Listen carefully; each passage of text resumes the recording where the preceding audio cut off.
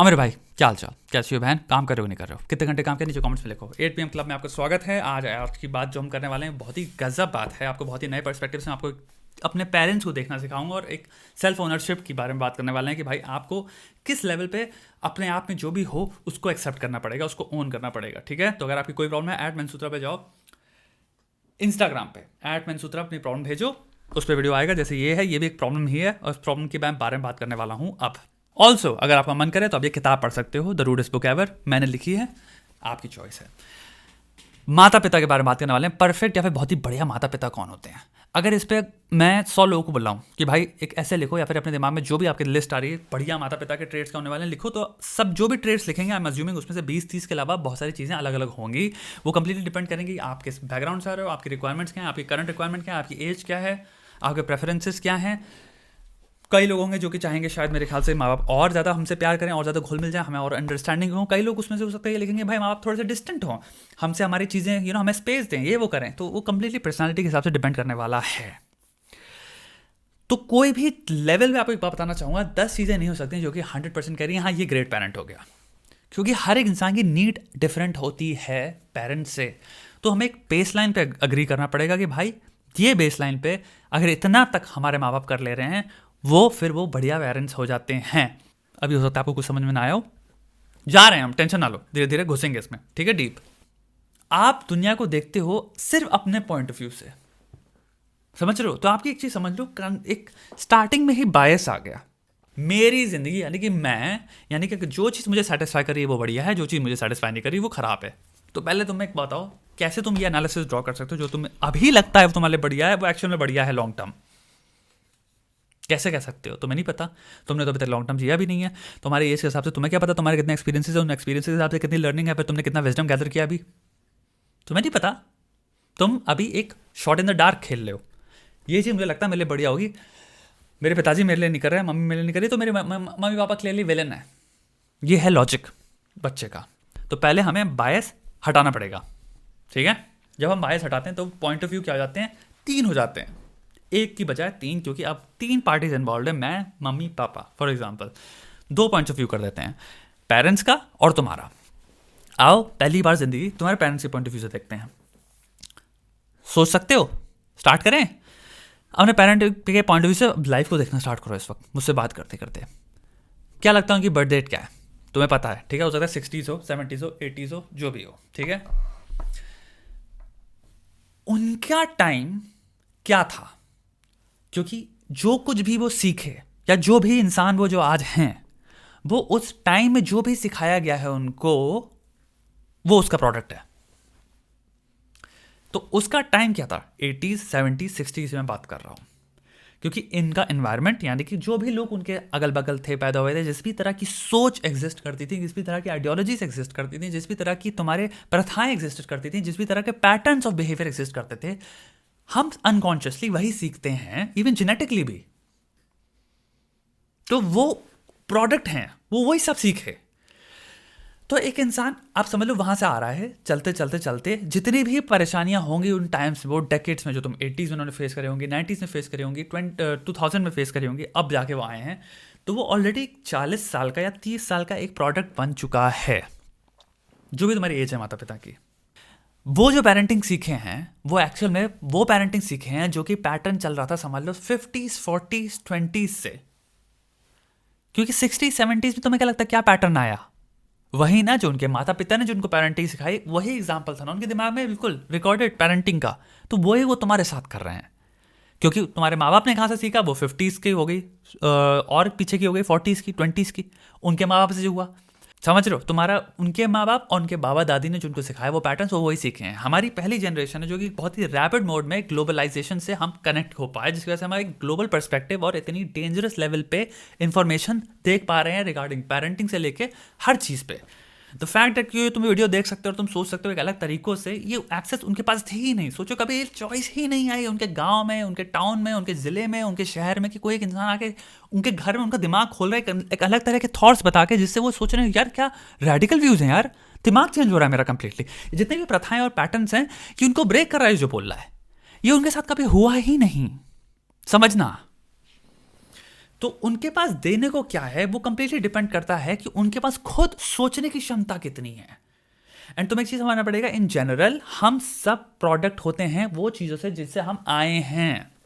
हम सबसे ज़्यादा कंफर्टेबल उन चीज़ों से होते हैं, सबसे ज़्यादा फैमिलियर उन चीज़ों से हो सकते हैं, और सबसे ज़्यादा हम रिलाय करते हैं उन्हीं चीज़ों में है, क्योंकि सबसे भली भांति हम उन चीज़ों को जानते हैं। तो तुम्हारे माता पिता का पैटर्न पेरेंटिंग से लेके प्रॉब्लम सॉल्विंग से लेके जितने भी चीज़ें जो नई तुम इन्फॉर्मेशन उनके ऊपर फेंक रहे हो, उनको एनालाइज करने का वही है कि हम जिन चीज़ों को पहले से जानते थे या जो हम पैटर्न सीखे हैं हम वापस उन पर चले जाएं। तो जब भी तुम उनको नई इन्फॉर्मेशन फेंकते हो तो मैं हमेशा देखता हूँ वो स्केप्टिसिज्म या फिर उसको डिनाई करना या फिर उसको डेनिग्रेट करना, नीचे गिराना, वो यही 3 चीज़ों से करते हैं। क्योंकि ये ऐसा नहीं है क्योंकि वो तुम्हारे माँ बाप बेवकूफ़ हैं।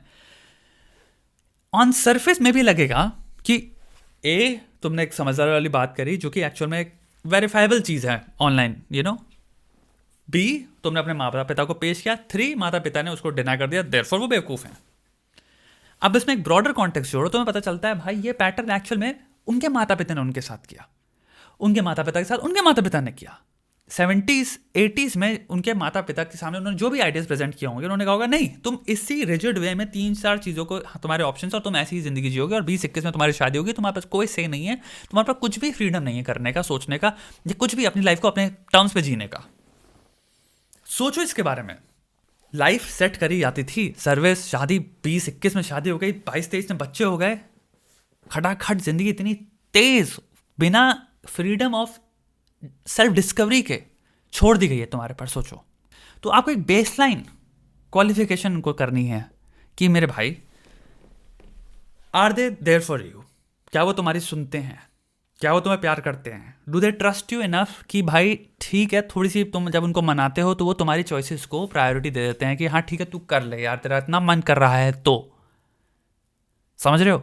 क्या वो इतने फ्लेक्सिबिलिटी तुम्हें देते हैं कि वो तुम पे इतना ट्रस्ट है कि तुम जो अपने डिसीजंस ले रहे हो अपनी ज़िंदगी में वो उस पर अपनी नाक नहीं घुसा रहे। तो मैं यहाँ पे देखना है ये सबसे मिनिमम जो रिक्वायरमेंट है, अगर वो उसको फुलफिल कर रहे हैं then they are great parents. और अगर तुम उन पे ये 21st सेंचुरी की एक्सपेक्टेशन डाल रहे हो, जो तुम्हें मूवी भी दिख रही है कि मैं बाप तुम्हारे साथ बैठ के एक बियर शेयर कर रहा हूँ, तुम्हें बैठ के जिंदगी बार बातें कर रहा हूँ, तुम्हें डेटिंग पे एडवाइस दे, तुम्हें यहाँ पे रिवैल्यूएट करना है कि उनके पॉइंट ऑफ व्यू से जाके कि उनके साथ उनके माँ बाप ने कभी नहीं किया, और सेकंड उनको आता ही नहीं वो करना है क्योंकि उनकी 21 में शादी हो गई, उन्होंने प्रॉब्लम उनको डेटिंग बारे में इतनी इन्फॉर्मेशन है ही नहीं। समझो चीज़ों को, the things that you are expecting them expecting from them, maybe उनके पास एक्चुअल में वो कभी बोलेंगे नहीं एक्सप्लिसिटली, बट इतना उनके पास है ही नहीं उस चीज़ में, उस एरिया में एक्सपर्टीज। मैंने अपनी किताब में लाइन लिखी है, भैया तुम्हारे माता पिता सॉक्रेटिस नहीं है, वो कोई फिलोसोफर नहीं है। ये बहुत खराब एक्सपेक्टेशन होती है कि हम सोचते हैं हमारे माँ बाप जस्ट बिकॉज वो उनकी एज हो गई वो उनको हमारी सारी चीज़ें जैसे हम चाहते हैं वैसे समझना चाहिए, उनके पास ग्रेट एडवाइस होनी चाहिए, उनको हमारे सारे प्रॉब्लम्स के सोल्यूशंस होने चाहिए, प्रैक्टिकल नहीं होंगे, नहीं होने वाले भाई। आपके माता पिता ना प्रॉब्लम सॉल्वर है, ना बहुत तगड़े कोई ज्ञानी है, ना उन्होंने भैया psychologically speaking how to think में one of the hardest things है। तभी हम अपनी सारी इमोशनली प्रॉब्लम्स में फंसे रहते हैं अपनी जिंदगी भर। बायसेस में कंफर्मेशन बायसेस से लेके इतने सारे बायसेस हैं जिसमें हम फंसे हुए हैं, कभी इंसान बायसेस को ब्रेक नहीं कर पाता, मरते दम तक वो बायसेस में मर जाता है सोचते सोचते। तो एक रीज़न है ना भाई, आप ये एक्सपेक्ट उन पे नहीं कर सकते, इम्पोज नहीं कर सकते कि भाई वो भी करेंगे।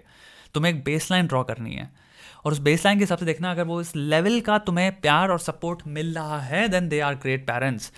अब यहाँ पे तुम्हारी बात आती है दोस्त, एक टाइम पे तुम्हें समझना है तुम भी अपने खुद के माँ बाप हो, तुम्हारे अंदर एक आइडेंटिटी है, तुम्हारे अंदर एक पर्सोना तुम्हें डेवलप करना पड़ेगा, वो तुम्हारे माँ बाप हैं और तुम्हें खुद को मॉरली और एक मैच्योर सेंस में गाइड करना है एज अ पर्सन। एंड तुम लोग बहुत लकी हो, जितने लोग भी जो देख रहे हैं इस वक्त, कि तुम्हारे पास इंटरनेट है, यानी कि तुम्हारे पास सेवरल टीचर्स हैं, सेवरल सोर्सेज हैं एजुकेशन के, फिलोसफी के, नॉलेज के, जिससे तुम बहुत बढ़िया डिसीजन मेकिंग में एम्प्लॉय करके अपनी लाइफ को गाइड कर सकते हो, जो कि बहुत लोगों के पास नहीं था ज़िंदगी में। कितनी किताब तुम्हें लगता है तुम्हारे माँ बाप ने बैठ के पढ़ी है, आओ पेरेंटिंग में पढ़ते हैं, हाँ मैं प्रेग्नेंट हो गई या मैं बैठ करूँगा। आज का जो पेरेंट बनने वाला है वो 400 किताबें पढ़ता है। आपके पास एक सुपर पावर है इंटरनेट। तो इंस्टेड ऑफ रिलाइंग कि मेरे को माता पिता चाहिए या फिर किसी तरह का इमोशनल अथॉरिटेटिव सपोर्ट चाहिए, तभी मैं ग्रो कर सकता हूँ, तभी मैं सपोर्ट पा सकता हूँ, तभी मैं खुश होऊंगा, ये गलत ख्याल है। आपको एक टाइम पे खुद अडल्टहुड अज्यूम करना है, आपको खुद ऑप्ट करना है कि मैं अडल्टहुड में अब ऑप्ट कर रहा हूँ, देयरफॉर अब मेरी रिस्पॉन्सिबिलिटी ऑफ ऑल थिंग्स सबसे ज़्यादा है to make myself mature, to make myself knowledgeable, take responsibility. And माँ बाप जितना कर सकते हैं, अगर वो उस लेवल का आपको प्रोवाइड कर रहे हैं, देन दैट्स, प्लीज़ थैंक करो उनको कि उन्होंने आपको फ्रीडम दिया, डिस्पाइट जिस जगह से वो आ रहे हैं, जिस तरह के पैटर्न्स उनकी ज़िंदगी में, उनको अभी तक वो लाइफ टाइम कभी ब्रेक नहीं कर पाएंगे उनसे। That's not how the human brain works कि आपने एक सेकंड में ब्रेक कर दिया कोई चीज़, आपने कहा हाँ ये तो हमारे भाई, वो पूरी कंडीशनिंग हो गई उनकी 30-40 साल की यार, ऐसे थोड़ी को ब्रेक कर देगा एक सेकंड में, ऐसे समझो। और जिनके साथ ऐसा सीन चल रहा है, जिनको लग रहा है कि हाँ भाई इस वीडियो को सुन के भाई मेरे माँ बाप एक्सट्रीमली कंट्रोलिंग है, वो एक अलग प्रॉब्लम है। जिनके माँ बाप फॉर एग्जाम्पल कंट्रोलिंग है, वो पैटर्न्स भी ब्रेक नहीं कर रहे, वो रिपीट कर रहे हैं। That's only difference. वो जो उनके माता पिता के माता पिता ने किया, वो सेम चीज़ तुम्हारे साथ कर रहे हैं। At the end of the day, जितनी जल्दी ओनरशिप आप अपनी ज़िंदगी की अपने हाथ में ले लो, उतना बेटर है आपके लिए, क्योंकि ज़िंदगी आपकी है।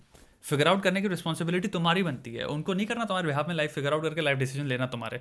अगर वो ले रहे हैं तो भी टॉक्सिक है, अगर नहीं ले रहे तो एक्चुअली बढ़िया चीज़ है। और तुम्हें अगर वो एनकरेज कर रहे हैं, कह रहे हैं जाओ तुम अपने ले पाओ, ले लो। और लेकिन अगर तुम सोच समझ के नहीं ले रहे हो अपनी लाइफ के डिसीजंस, और तुम भी फालतू के सोर्सेज से देख देख के मिरर करके, जैसे वो फालतू के सोर्सेज से, उनके पास तो चॉइस ही नहीं थी लेकिन तुम बाय चॉइस कर रहे हो, तो वो भी टॉक्सिक है।